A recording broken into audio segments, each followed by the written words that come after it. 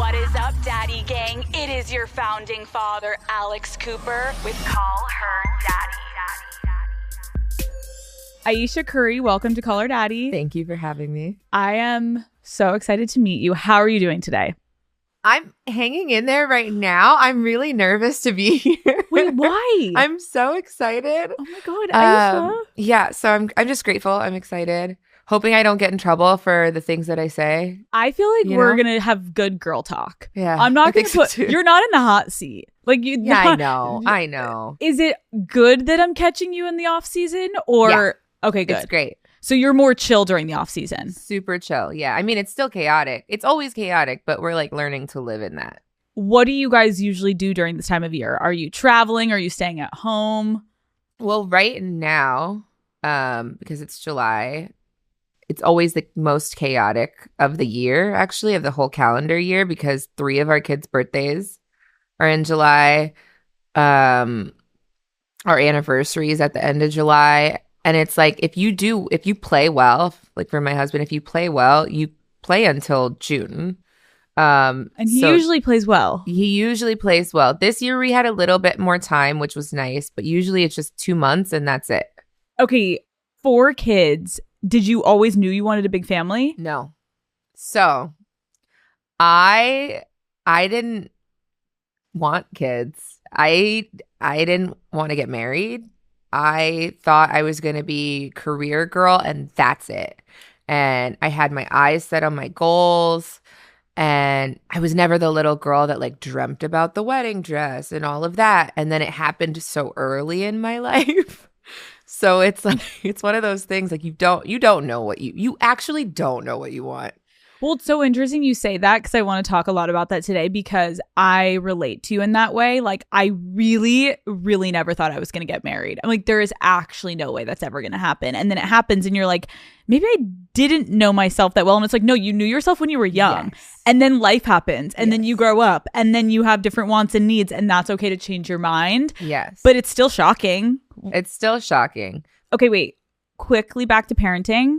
I'm going to ask you a couple random like parenting manual questions. Okay. What is a time one of your kids embarrassed you in public? My daughter, Ryan, we were in a very public place. I'm trying to remember where. I'm blanking because I think this just like overshadowed the whole thing. Mm-hmm. But she yelled out like, "Mommy, do you have weaves? Is that a weaves?" Like with an S. "Do you have weaves in your hair?"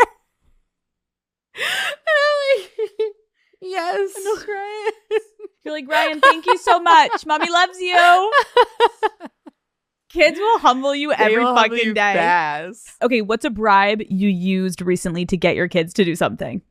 Oh, I paid my daughter, my 13-year-old Riley, and my niece Ava, I paid them $20 to clean up the kitchen and the living room. Back in my day, I wouldn't have had that opportunity. I would have just had to do it. Okay, what is the weirdest thing you found in your kid's backpack or pocket? So I found my nipple covers in my son's pocket. He must have found them in my purse or out the counter.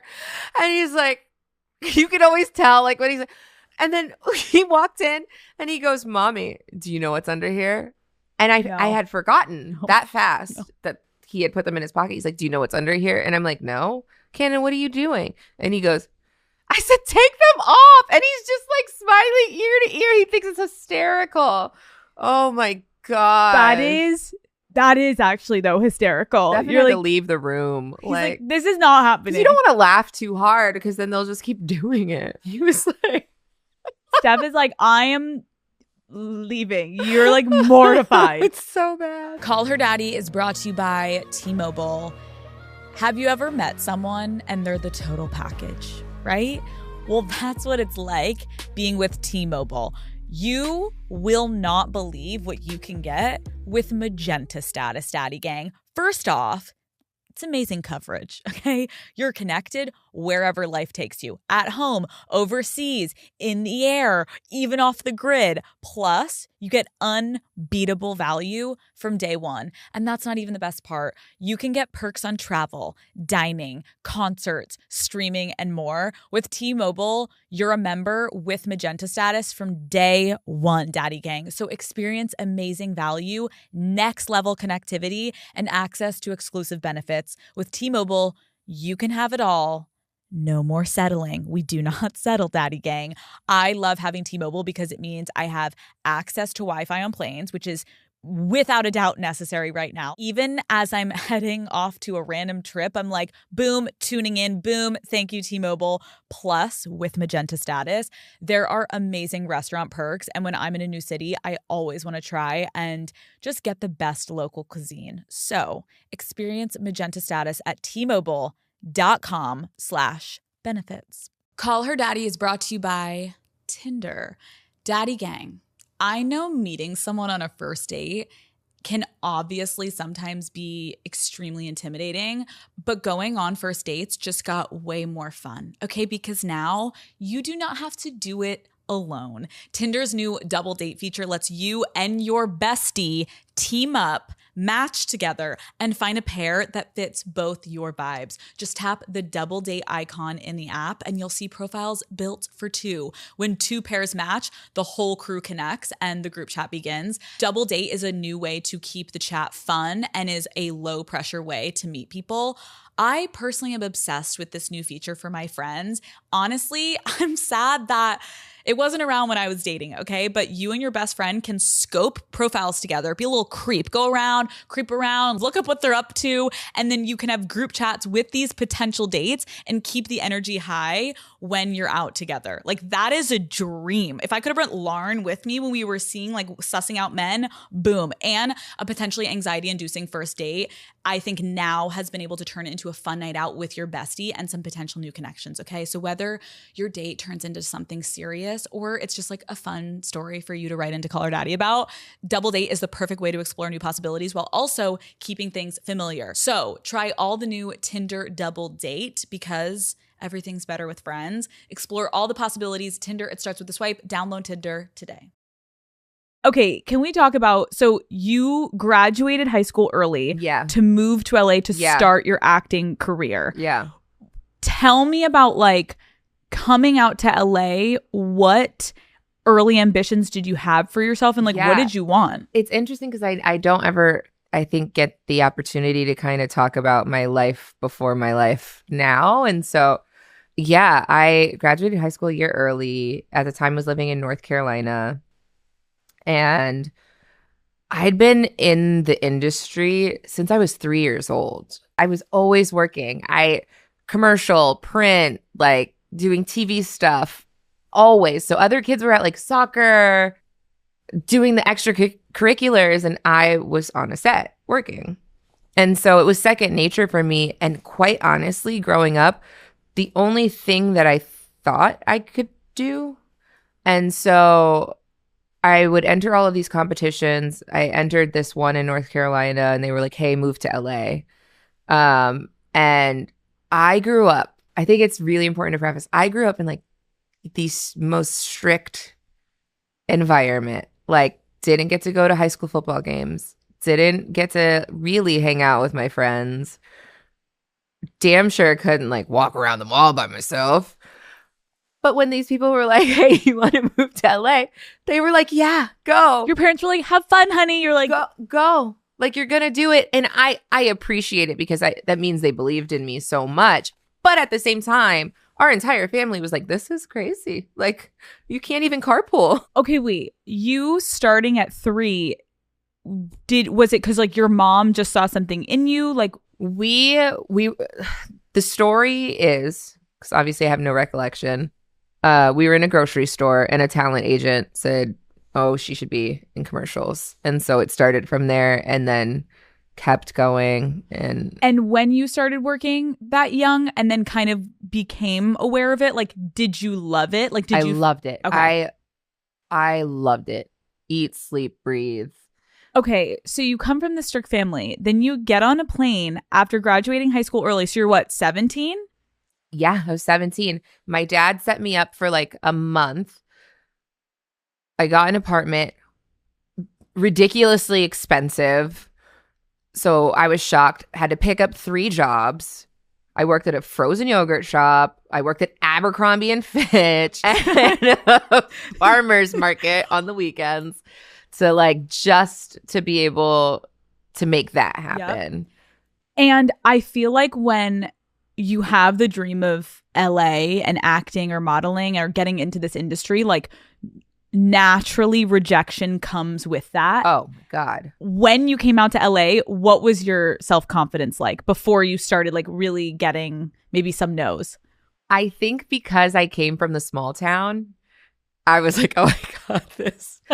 And then I got out here. And I remember the first couple of like cattle call auditions being like, every single person in here looks exactly like me. Like these are like, we're carbon copies of each other. Like, what's going to set you apart? And so I think early on, I was like, wow, I've got to diversify my portfolio a little bit. Right, because in North Carolina, you're like, there's like 3 of us in theater that are crushing. And then you get out to LA and they're like, bitch, this is your first audition. Like, this is my 900th. Like, get in the back of the line. You're like, Dad. And I'm walking in and I'm like, hello. And they're all like, why is this girl talking to us? Okay, but like Ayesha, you have like a huge flex. I found out that you were on an episode of Hannah Montana. Yeah. Girl. That was my favorite show growing up. Days. So, you know what? I would put that, if I was you, I would put that on my resume. I would put that as my Instagram. It should be the Instagram bio. I was on Hannah Montana, you fuckers. Actually, I have a good story. I have a good story about that. Hopefully you find this funny too. Okay. I'm dead. The one little episode. I was so excited. I remember calling Stephen like, I got it. He was so excited for me. I remember going to set and there was this lovely girl who was like in some of the scenes with me, and Billy Ray walks up and he's like, we're like, oh, hello, sir. Like, so nice to meet you. And he's like, you guys, it was actually so sweet. Okay. He was like, you guys can really do this. You can really do this. And we're just looking at him like, do what? And he's like, Miley puts her pants on the same way you do every day. But it stuck with me. It's kind of true. You're like, I could be Hannah Montana. Like, he's right. You're literally like, what are you talking about, sir? And then you're like, oh, you're talking big picture here. I got it. Big picture. This is like a little metaphor. I see where you're going with this, Billy Ray. So during that time, you and Steph were already dating with the Hannah Montana. We were dating, okay, yeah. Let's go back. Let's talk about how you met Mr. Steph Curry. You met him in high school? Yeah. So I'm Canadian. Okay. So I grew up in Markham, Ontario, and I moved to the States at 14 to North Carolina, and that's actually where we met. He's one of the first people that I met in the States, but just friends. Obviously, we were 14. Right. Went to the same church, shared the same friend groups at church. And then when I moved to LA, he Facebooked me. Did he write on your wall or it was like a private message? No, it was a private message. But he was like, hey, do you still live in LA? That's a lie. The first message was, I was in this music video and he was like, hey, who is that in the music video, in the picture that you're in? And I'm like, oh, it's Young Berg. And he goes, oh, I should have known. He always has all the sexy ladies. And I was like, what is happening now? You're like, Steph, I knew you said you're 14. I was 15. What are you trying to do now? At this time now, we're 19. Okay. 18, 19. And so he goes, do you still live in LA? I'm here for a camp. Do you want to hang out? And I'm like freaking out because this guy, he was like the guy at church. Like all the girls loved him. I thought you were going to say like in high school, like on the court. You're like, at church, he was the guy. At church. Was he the basketball guy in high school or no? Apparently he was, but I genuinely didn't pay attention to that because I grew up in such an arts-driven family that sports outside of like Doug Flutie playing for the Buffalo Bills like wasn't it just wasn't a thing in my house. And so he said, so we made plans to hang out, and then I said, where are you staying? And he said, Anaheim. And I was like, I was like, You're like, so you're coming to me because I'm not. At this point, I still have the other jobs, like trying to pay the rent. Gas is expensive. So I was like, I'm sorry, I can't this time. But if you're ever back, let me know and we'll go hang out. And he's like, oh, I'm back in 2 weeks. And I'm like, oh my God. You still in Anaheim? And so, no, this time he was in Hollywood. So he stuck with it. He hit me up 2 weeks later. We hung out and we've literally been together since that day. Okay, hold on. You go and you hang out with him. Mhm. What is your headspace? Are you seeing him in like a could this be something kind of way? Or No. are you like, no? No, I was, and this was like my first real date. So I was just nervous. I was nervous. It was like years of having a crush. And then years, like I just never thought that he would like someone like me. I just didn't think it was going to be a thing. I you thought weren't a we would friend be group. friends. Yeah. Did you ever have anything in high school at all? Or it was legit just friends? No, just friends. Just friends. Yeah. I get what you're saying of like you never saw him as something, but I'm Yeah. like, when you look back, is there any memory that you're like, maybe there was something or no? No, never. I had a friend over who had a crush on his brother at the time, and she decided to call him, and they were giggling, and then we're maybe like 15 at this time, and they put Stefan on the phone, and somebody said something about Canada. And so I was like, oh, I'm Canadian. And he's like, oh, do you like Canadian candy? And I'm like, I love Canadian candy. And so my aunt was coming into town from Canada, and so she brought some for me. And so I was like, oh, I'll bring you a bag to church the next time we're at church. See, it was So meant to be. bring It the was meant to be. I bring the bag, and I literally, everybody's watching. I hand it to him, and I don't say anything to him. I just shove it and walk away. Like, that's how shy Ayesha. I was. And did you like him at all? Like in your heart, you're like, oh, I wish I could. Yes. Yeah, it just wasn't. It was high school. I thought he was so cute. Mhm. Oh Okay, my so fast God. forward, you go on this first date. Yeah. What are the vibes? It was one of the best days of my life.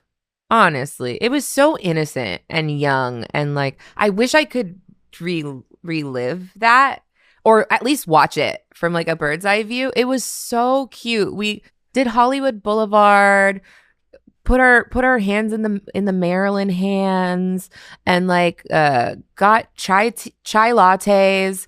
We went over to the Grove and like walked around, and they were filming some Eddie Murphy movie that we like. I don't think it ever ended up coming out. And just had checking cop cars to see if they had donuts, like just like real young love. I don't know. I remember it like it was yesterday. I feel like when you wasn't. have one of those first dates, though, like I feel that way about my husband. I always say that to him. I'm like, oh my God, what I would give to relive that night. Or at least I say the same thing, just watch it. Like I wish I could just, Yeah. because it's so romantic and cute to know then what comes from that story. Yeah. So that's really cute because it is so innocent. You had Yeah. no idea what it was going to lead to. And nobody could predict like what the future No. holds. Did It's you just- guys kiss first date? No. Did he try? No, he tried. So shortly after that, I got a really bad bout of laryngitis. Stop. This is so random. And my throat was so swollen. It was like, and I panicked, and I was like, Mom, Dad, I want to come home. And so I went home, and he was like, I'm home. And so You're laid up with laryngitis. I got a little bit better, and then we like continued dating from there, obviously. And like I want to say it was maybe like the fourth date. He came like I was mid-sentence, and he like came flying at my face, and I turned to the side. I'm still nervous at this point. Like it's like butterflies. And he's like, oh. And I just look at him, and I'm like, I didn't know that's what we were doing. Like I didn't know you liked me like that. And he was Ayesha. like, He was like, yeah, I've just been coming over to your house for the past 2 weeks to play video games with your brothers. I was like, You're like, oh. try again. Wait, do it One more time. Wait, and so did he try again? Yes. Oh, okay, so you did. Okay, cute. I'm like, Yeah. this poor man gets rejected. No, it was fine. It was like a split second. But it's cute too, because like in that moment, you're still the girl with the candy, like handing it to him and running away. And meanwhile, he's like, I like you. Can you sit there and like accept it for a second? Yeah. That's really, really cute. Okay, so when you're living in LA, you guys reconnect. He didn't live in LA at the time, right? No. So this is like a light long distance situation. It's a light long distance. Yeah. He still had a year of college left. So it was pretty long distance. When you were in that beginning stage, did you have interest in a long distance? Like, how did you think this was even going to work? Ironically, I don't even think I was thinking of how it could work. We were just going through the motions, really. And it seemed like the people around us too, like our families, were into it. And so they were like a really good support system through it. I don't know. It sucked now that I'm thinking about it. I remember I drove back to LA after he started his junior year of college, and the season had started for him, but I had to go back for something. I don't remember what it was for. And at the time you could get like his college games on the radio. And so and it was a big game. And so I'm like listening, sobbing, like, I'm not there to support. You're literally driving home like the classic girl looking out the window, like so sad. You're like, fuck my life. Yeah. Oh my God. But then it obviously ended up working out. Tell me about the moment that he gets drafted to the Golden State Warriors. Because now he's coming full-time West Coast near you. Yeah. So he had like a big decision to make because he had a year left. He had a senior year left. So it was like, do I stay? Do I go? And like, I think what a lot of people don't know is he really thought about it. Like, it was like a torment for him. He called me like crying behind a tree. Like, I don't know what to do. And I'll stand like 10 toes down on this. Like, it's not a secret. I was like, stay in school.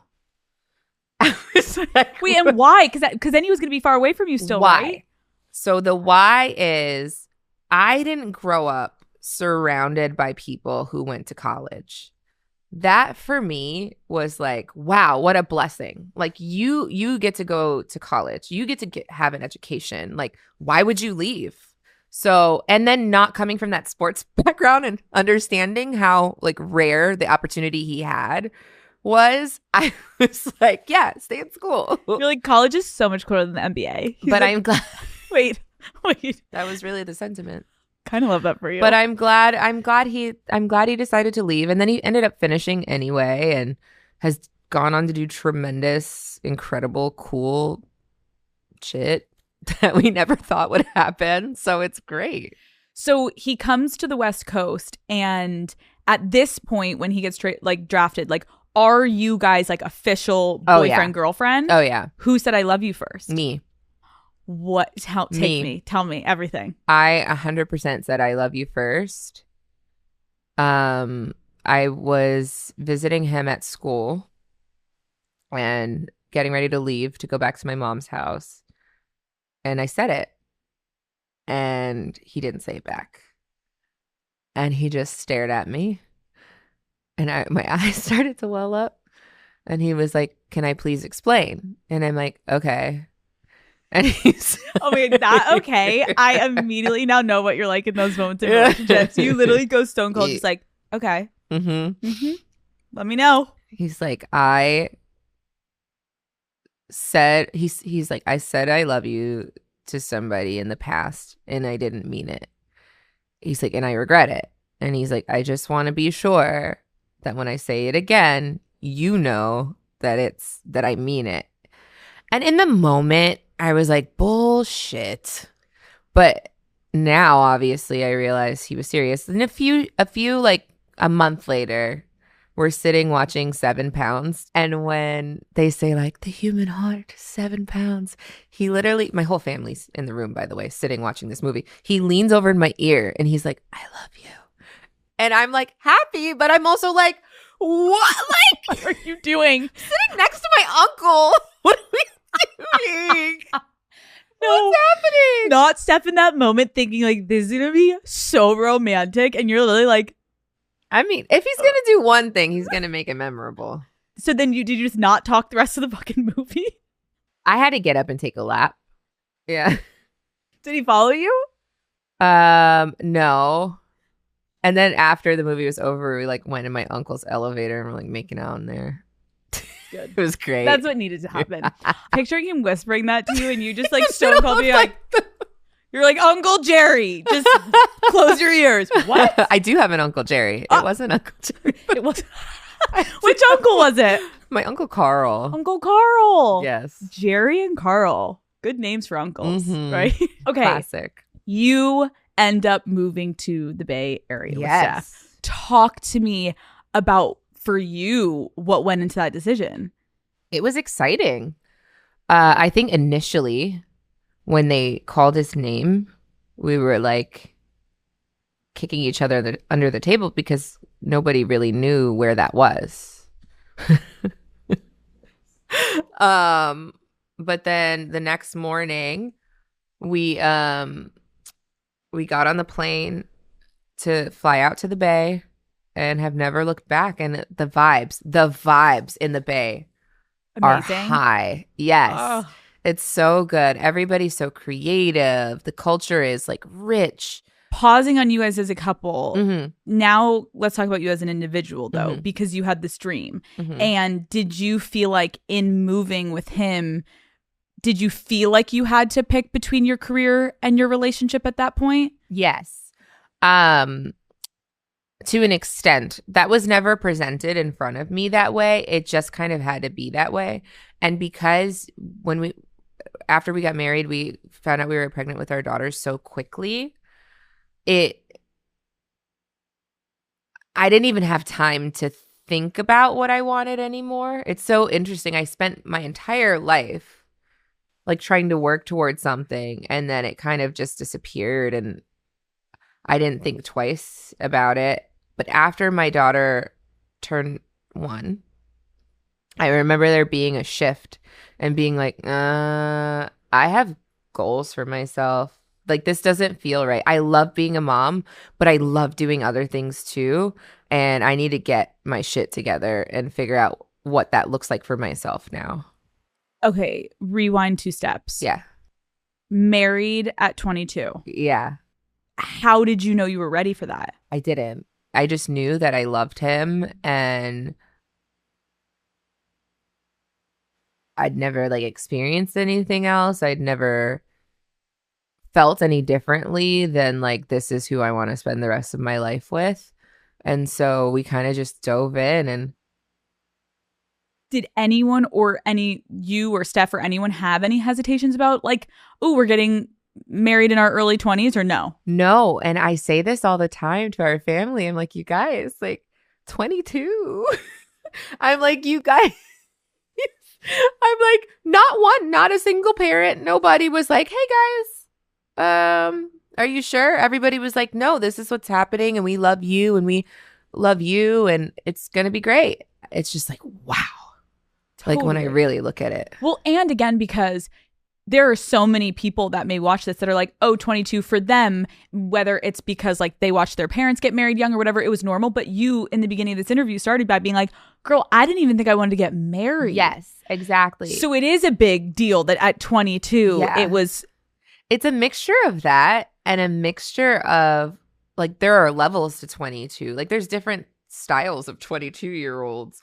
But I was like the naive, like very young, unpolished 22-year-old. Like I didn't have very much life experience. And so it's just interesting. It is, but it's, again, I think like why I was excited to talk to you is because as women, there's just like so many things that happen in our life that we want to plan for. Yeah. And then obviously life just doesn't go as planned.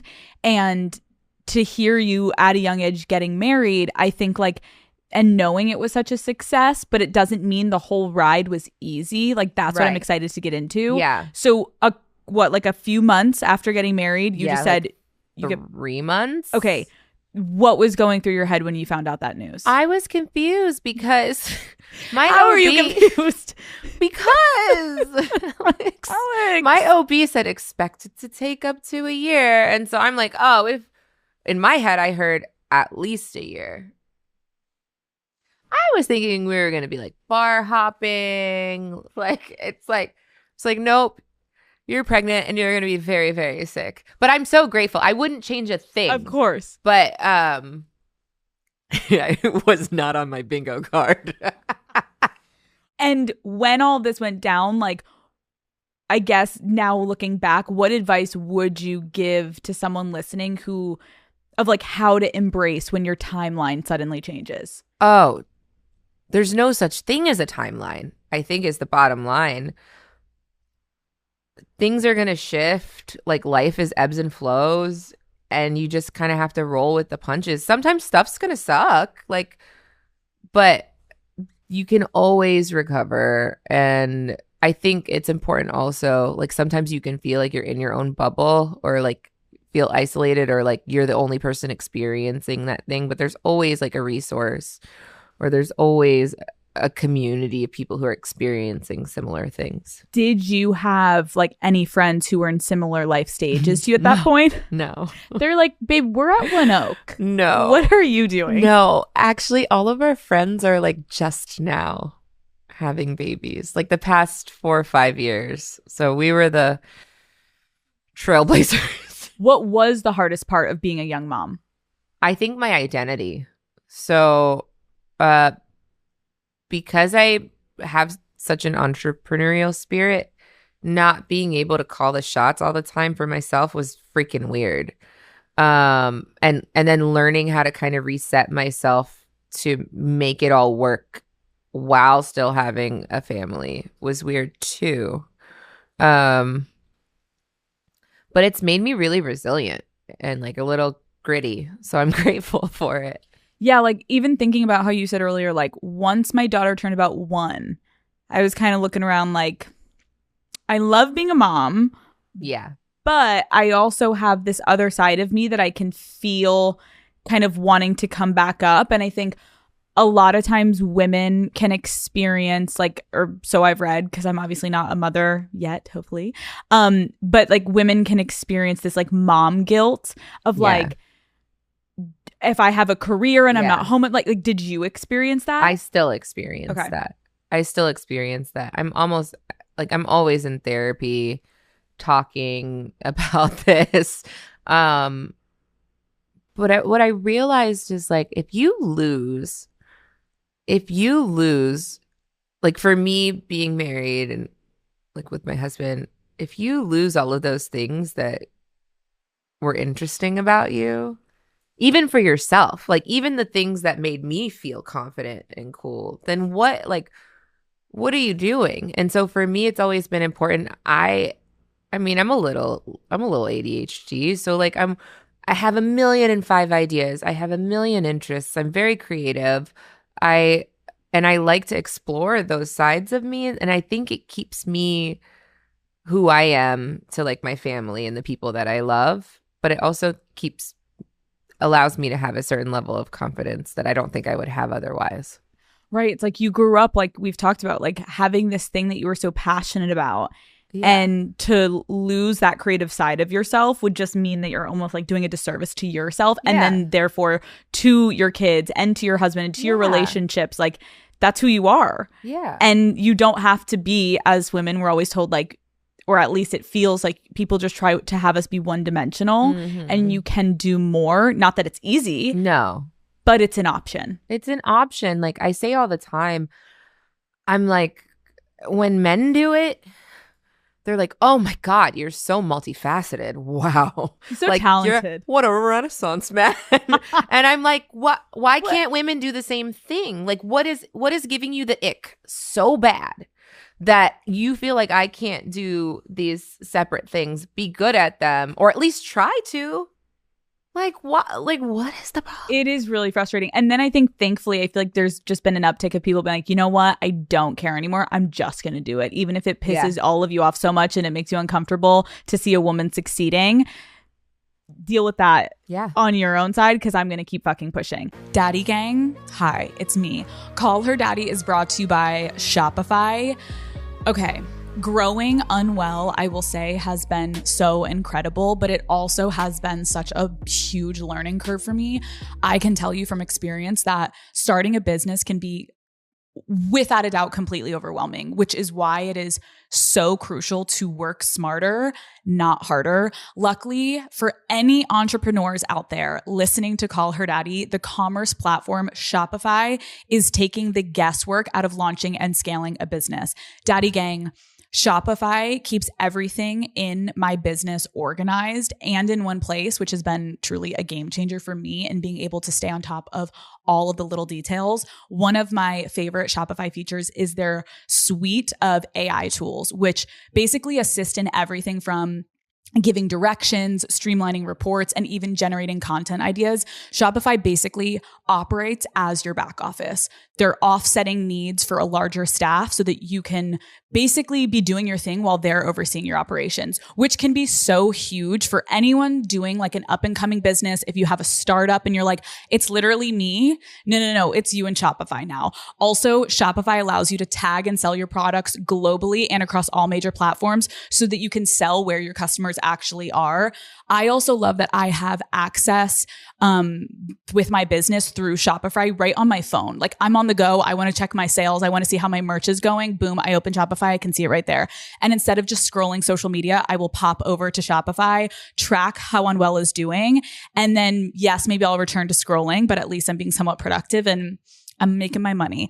The app also shows me where you guys are shopping from, which also helps me figure out what cities I need to focus on. And it also helps me then know like, where should I throw the next Unwell event, right? So finally, can you guys tell I love Shopify? I'm like, also, it's been in my life for so long, literally since the Barstool days when I got my merchandise, IP and trademarks and everything back. I immediately got on Shopify. And the best part for me is it lets me sell merch directly to my Call Her Daddy channel. So everything is in one place for you, the Daddy Gang.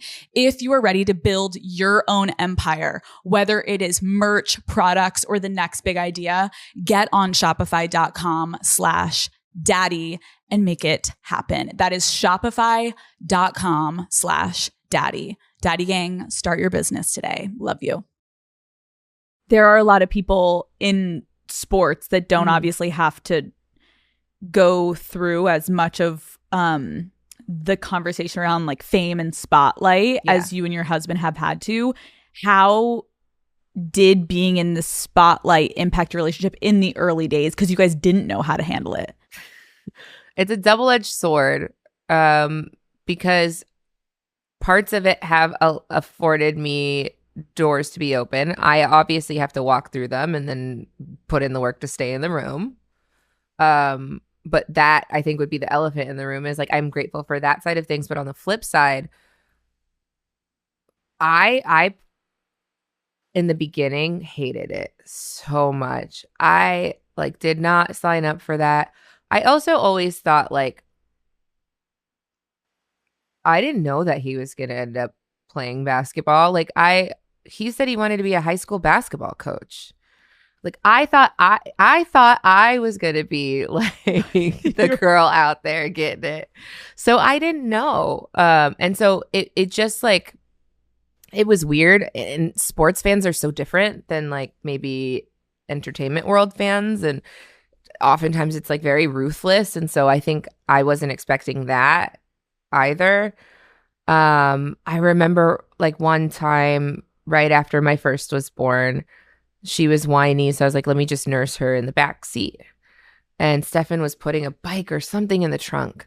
And this woman like opens the car door and she sticks her head in and she's like, I just wanted to see the baby. And I'm like, excuse me. And she looks me dead in my face and goes, oh, honey, you know what you signed up for. And then like shuts the door on me. And I was just crying because I was like postpartum. I was just bawling my eyes out. And I'm like, what? Like, is this what it's going to be like? Wow. And so that the beginning phases were kind of scary for me. And as a woman, like, did you ever experience any type of like direct scrutiny over just like you or what you looked like or how you were acting? Oh, all the time. I feel like I still do. And that's okay. But how did that impact you though early on when you were like, I'm still not equipped to handle this? Because now you're like seasoned. Yes, it affects you, but you now have the tools of like, I've been here before. I know exactly how to handle this moment. Yeah. Doesn't mean it doesn't still hurt. It was so depressing. And also it was during that time when this like social media thing was just ramping up. And so people were going buck wild. And just spewing opinions on things that didn't warrant opinions. And so I think for a while, yeah, I was very critical of myself because of the things that I was seeing. It's so hard also to be the woman in a situation where you're like, men just don't get as much scrutiny. Like they can maybe tell him like, your fucking shots suck tonight, but like the looks and all of that is just like not a factor of conversation as much. No. Did you talk to Steph about it? Like, or did you kind of keep it within yourself so it didn't? I do not have a bone in my body that can keep anything to myself. So if it comes to mind, it's coming out. And he's so gracious. Like he tries to resonate with me, but he just can't. And he also comes from a place of like, it's effing stupid. Like, it's not true. So why are you? And I'm like, but wait, like, listen to how it makes me feel. And he's like, but why does it make you feel like that? It's not real. I mean, that's so men where you're like, no, wait, but I want to talk about it for 4 more hours. Yeah. Can we just sit down? And they're like, do you want me to solve it for you? Yeah. It's not real. We both know it's not real, blah, blah. He's like, no. Go to bed. Go to sleep. You're like in the bathroom brushing your teeth. You're like, another thing. You like pop out. He's like, quite literally. Can you share like something that was said about you in the early days to just like paint the picture? Gosh, no one knows. Me on the spot. Okay, this one's kind of funny. Okay. Okay. Now it's funny. This one's kind of funny because at a certain point, like I do have a round face. Oh my God. So like at a certain point, this was true because I was a little weightier. But there was this thing going around that said there's 2 things. It was like that I look like SpongeBob's mom. Just look it up after. Okay. I felt that way. So then seeing it, I was like, damn. Damn. No. What else? I think because he's like known for shooting threes, people will say something all the time like, oh, he shoots threes on and off the court. And I'm like, come on. Well, first of all, 3 plus like a million. Like you were like so fucking stunning and gorgeous. Thank you. Very like sweet. I don't need to say that to you, but I have to say it because it's also like the people that are writing it are probably threes, but not you. But also I feel like it's funny to see any athlete's wife, everyone just first goes for their looks and they compare it. It's strange. crazy. It's so crazy. strange. That online conversation is so tired. Like immediately just judging a wife of like a man that is well-known and famous. Doesn't even have to be sports. It can be entertainment, actors, whatever it be. It's always at the looks. And it's like, aren't we tired? Yeah. Just a little bit? I've also gotten the like, and I've gotten this in person a lot, is the like the stigma of being a wife of somebody that plays professional sports or a girlfriend, whatever. Oh, how does it feel to be said person's wife and also work? And I'm like, what? So I think there's a stigma out there that people don't do. These women aren't doing anything. That's not true. There's so many women doing incredible things. A lot just like they do it under the radar, which is great. Right. Like, no, it's so misogynistic. It's like so crazy. Well, your husband makes so much fucking money. Like, why would you ever want to work? And it's like, God forbid, I also have individual interests and needs and wants and goals in my fucking life. Crazy. It's all projection. Mm-hmm. Okay, wait. I want to play a game then between you and Steph of who is more likely to. Okay. Who is more likely to take a work call during date night? Stefan. Do you guys have boundaries of like, no, we're done with work, food? I do. Where's the game? You're like, do not disturb, motherfucker. Okay, who is more likely to call a family meeting? Me. What was the topic of the most sure. recent like Curry family meeting? These days, and I'm sorry, you guys. Is this the camera I look at? Yep. I'm sorry, you guys. It's just true. These days, it's calling meetings about our parents to discuss our parents. When you become an adult and then you realize like, oh, my parents, how did I get through an airport when I was younger? Like, how did you get me through to Terminal B? Like, you start to look at your parents like, I love you more than life, but like, hello? What is going on? Who is more likely to splurge on a big purchase? Me. That is not even a conversation. Good for you. He's going to be so proud of me for being honest, too. He's going to be watching this like, yes, babe. Thank you for taking accountability. What is like one of your splurges that you're like, I'm really actually proud of that one? Actually, my ring. So I reset my ring. I've been staring at it. So that's a good answer. But I feel like I'll have it forever.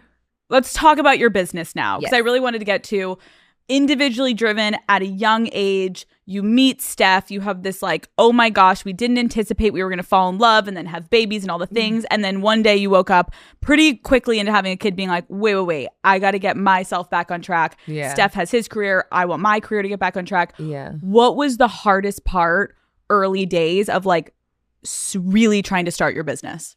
I think early days it was just starting. So I basically started. So I figured I wasn't going to transition back into acting yet.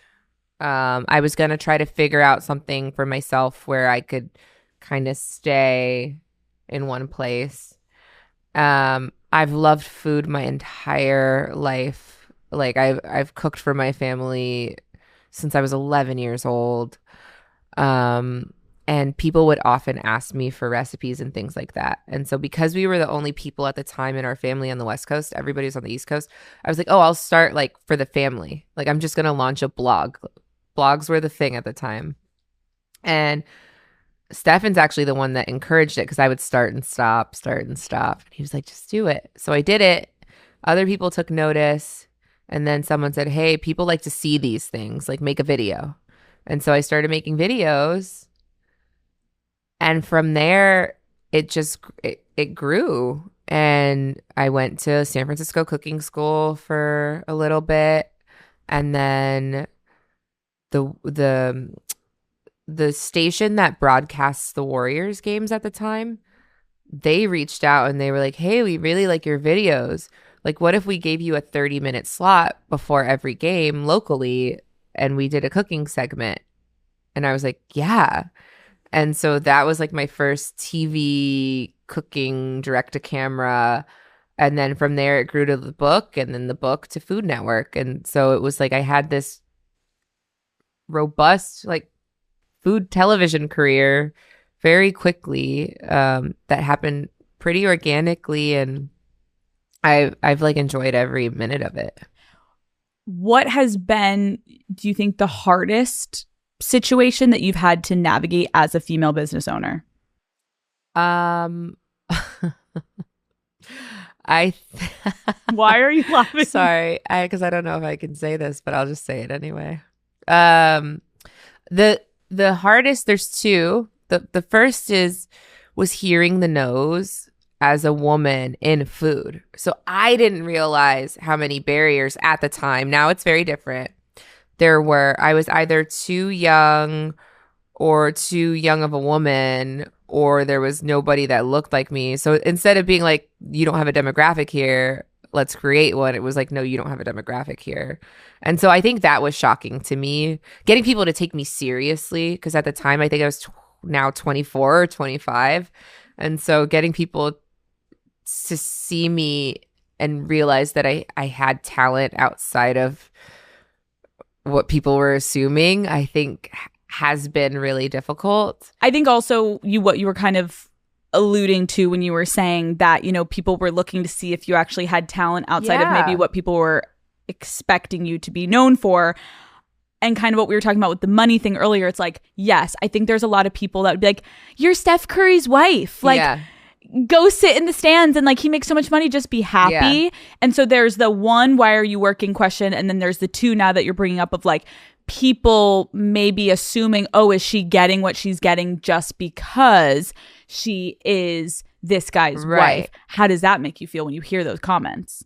It feels crazy. And actually what you just said, like I recall like sitting there, you said in the stands, a reporter actually literally said on live television she needs to sit there and look pretty like other people. I think people just don't realize that there is a life outside of where we are now in our adulthood.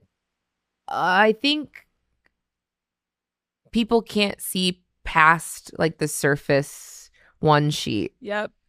Or you know what? They don't want to. They don't want to. They don't want to. Which sucks. It sucks so bad. But I'm going to keep trying. Yeah.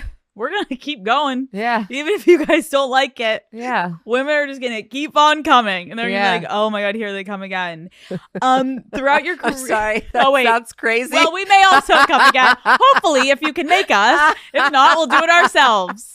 Okay, here we go.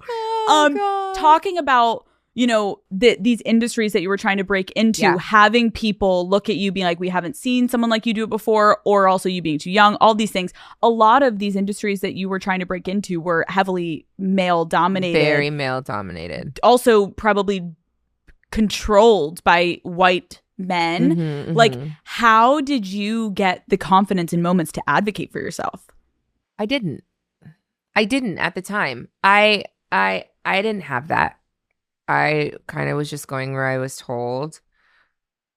But it took for somebody to advocate for me. So it took somebody at the network who was a woman who just so happened to have their first child to be like, no, she's not too young and I see it and we're going to do it. And I'm like forever grateful.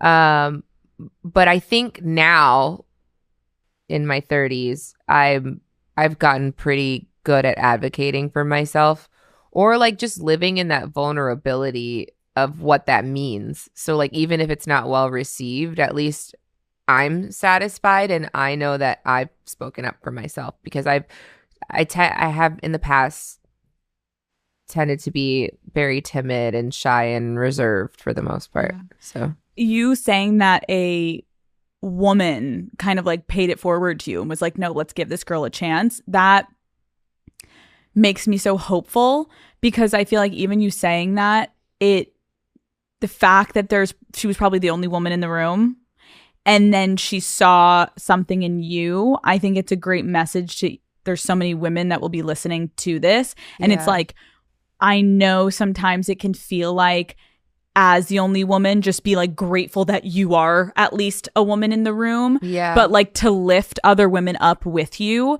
is how we're going to stop feeling so isolated and alone in those rooms with men. So like, what a beautiful moment for you. Now you being kind of maybe more in the position of power. Yeah. How have you been able to uplift and kind of advocate for more women in your industry? So through all of this, through my culinary background and hospitality and all of that, we've really like realized the power of storytelling. And so we had Sweet July magazine for a while. We have Sweet July Productions and Sweet July Books now. And so the way that I feel like I pay it forward is by finding badass women in all of those spaces and giving them the platform to tell their stories. It's so much more rewarding.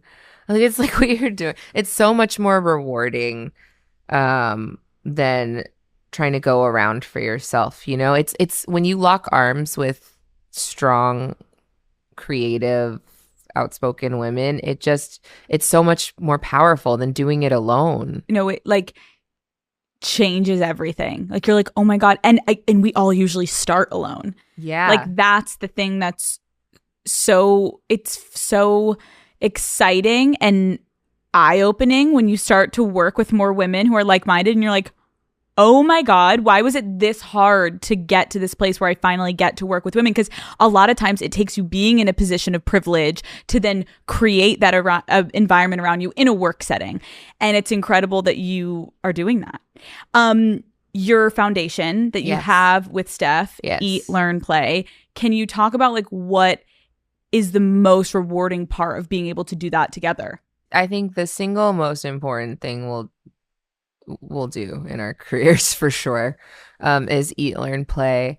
So basically we provide access to quality nutrition, quality education, and safe places to play for kids in the Oakland Unified School District. The statistics are devastating when you look at how kids are learning within the school system. But then when you pan out and you look from a bird's eye view at why that is, and you realize it's those three simple things, like it's heartbreaking. And no child should have to be without that. And so we partnered with the school district and founded Eat, Learn, Play like right before the pandemic started. And have been able to make some pretty impactful change so far. There's literally so much more to do. But I think it's so important to us because we're going to start to see a shift for the future generations. And if we lay the foundation now, it'll be smooth sailing down the road. And like a lot of people ask us why we're so siphoned into just Oakland. And it's because you got to crawl before you walk. And if we can solve the problems there and create a really robust, foolproof model for other communities to take it and run with it, we don't have to be attached to it. That's not why we're doing it. And so if they can just take the model and implement it there, I feel like that's how we'll see the most impactful change. I mean, it's incredible to even hear you talk about it more because you can tell how passionate you are about it, but also it's like, yeah, it doesn't, I love that you're saying like, the goal isn't for Steph and I to have our faces on this. Like, it's literally like we're trying to use what we have to make change. It's incredible you're doing that.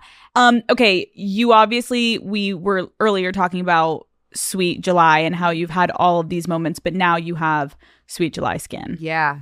Talk to me about, well, first of all, talk to me about where did that name come from? So Sweet July started because I realized that a lot of the like high endorphin, excitement, happy moments in my life happen at one time. And that was in July because of the kids being born, our anniversary, having my man home in the off season. And I realized like after, the gratefulness would kind of taper off. Like there was this like heightened gratefulness during that. Like, I'm so grateful. Thank you, God. And then it would kind of, I'm just being honest, it would taper off. And I was like, no, that's not okay. Like you can find so much joy in like the smallest of things. Like I'm sure you get joy when you drink your Unwell. I do. Right. It's like a cup of coffee, putting on a lip gloss. Like what are those small things that you can just pause for a second and be like, no, I can have gratitude in this moment and just appreciate it a little bit more and find the beauty in the small things. And so it came about that way. But yeah, we launched Sweet July Skin. We just celebrated our 2nd birthday. Congrats. And thank you. Wait, And what made you want to get into the skincare industry? well, I struggle and obviously to this day with my skin. I always have. Like my mom and my grandma do not. So I must have got the other side of the genetics. It's fine. But I started to remember all of these like traditional island remedies that they would speak to help them with their skin. And so I started to do some research and it was really science backed. And so, and I'm just a skincare junkie, honestly. So we started working with a lab and a chemist and formulating Sweet July Skin based off of these like Caribbean superfoods backed by science. And so that's kind of how it was born. It's so ironic though. There's like things you can control and there's things you just can't. So like even right now, like I'm having this crazy hormonal breakout. And so the confidence of being like, I own a skincare brand and this being out of my control right now is crazy. I know there's so many women dealing with like PCOS and like different things. And there's just some things that you cannot control. And I think what's been so great about these products is they're clean, vegan for the most part, and you don't these aren't products that you're going to use on your skin and it's going to add to the problem. It's going to help keep them at bay. It's anti-inflammatory. It's not going to irritate you. And so I think I love it for that reason. And I'm kind of like a walking spokesperson right now because my skin ebbs and flows, and that's okay. I really think it's incredible, though, that you're just saying it how it is, because let's be real, like so much goes into marketing of certain quote unquote celebrity brands, whether it's makeup or skincare or clothing or whatever. And like my frustration in the skincare industry, especially with celebrities, is like, girl, some of us don't have the most perfect skin. No. And so to act like you got that skin from this line, even though I've seen your skin has been perfect forever, like be real. But I'm not saying you're never going to break out, because that's just your body. That'd be a lie. Yeah. All right, Daddy Gang, this is an ad by BetterHelp. I have had such a busy year so far, and lately I've been wanting to take some time to reflect and just check in on my mental health. I have been really interested in exploring different forms of therapy, so I've been doing a lot of research into what technique might be best for me to try next. But as amazing as the internet is for finding resources, I have also found that the information overload, it can sometimes make me feel even more anxious. Like there's so much advice right at your fingertips, and it can quickly go from being helpful to extremely overwhelming. I feel like there's a trendy solution for everything these days. You can take a cold plunge, do a gratitude journal, like do a screen detox. Everyone on the internet has an opinion on what you should be doing, and it can honestly become a struggle to know what the right course of action should be for you. But that is where BetterHelp comes in. BetterHelp offers trusted resources and live therapists to get you personal recommendations that help break through the online noise. With over 30,000 therapists worldwide, BetterHelp is the world's largest online therapy platform, having served over 5 million people globally. Plus, BetterHelp is extremely convenient, right? You can join a session with a therapist at the click of a button. You don't need to leave your home. And also, if you are not vibing with a therapist, you can switch at any time. I always say therapy is kind of like dating. You don't have to just stay with someone. You can always break up with them and find someone new. So as the largest online therapy provider in the world, BetterHelp can provide access to mental health professionals with a diverse variety of expertise. Talk it out with BetterHelp. Our listeners get 10% off their first month at betterhelp.com/daddy. That's betterhelp.com/daddy. What do you want your kids to take away from watching you and Steph achieve so much together? And I think I can speak on both of our behalf when I say I think we would want them to see all of the successes and failures, triumphs, tribulations, but see, one, that the most important thing was still family, and then two, see that we were better in all of it, regardless of which one of us it was, doing it together. What do you hope your personal legacy is? So I'm big on like impact over legacy. And so I think, like at the end of the day, I guess it doesn't matter what anybody has to think or say. Like, what did I do while I was here? And so as long as what I've done and what I've offered to the world or things that I've tried to change have been impactful, then that will be good enough for me. Yeah. And as long as my kids are nice people, I could care less what they do for a living when they get older or what path they choose to take. If they're nice people who care about their neighbor, like I will feel like I've done a great job.